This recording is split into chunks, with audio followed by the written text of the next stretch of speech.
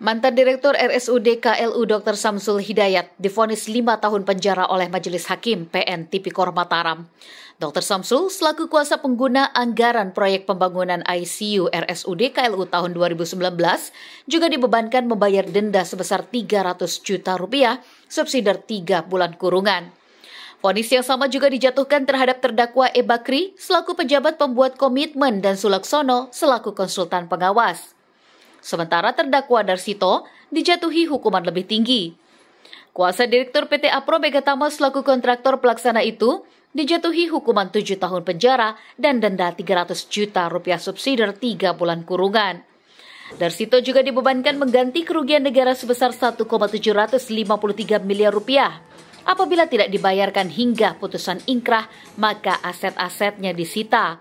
Dan apabila tidak bisa menutupi kerugian negara, maka diganti dengan pidana penjara selama 2 tahun.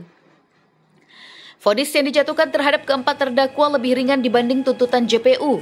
Sebelumnya 3 terdakwa Samsul Hidayat, E. Bakri dan Sulaksono dituntut 7 tahun 6 bulan penjara, sedangkan Darsito dituntut 8 tahun penjara. Atas vonis tersebut, JPU Budi Tridadi menyatakan masih pikir-pikir untuk melayangkan banding atau tidak. Begitu juga dengan masing-masing penasihat hukum terdakwa. Mereka menyatakan pikir-pikir untuk melayangkan banding. Diketahui proyek pembangunan ICU RSUD KLU bermasalah. Pekerjaan itu menjadi temuan Badan Pemeriksa Keuangan mencapai 212 juta rupiah.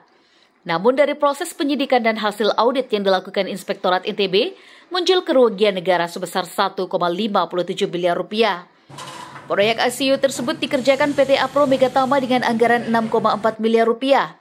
Proyek tersebut sudah dilakukan profesional handover berdasarkan berita acara. Namun dalam fakta persidangan, temuan kerugian negara bertambah menjadi 1,8 miliar rupiah. Penambahan kerugian negara tersebut berasal dari denda keterlambatan pekerjaan. Dari Lombok Utara, Syananda Utama mengabarkan.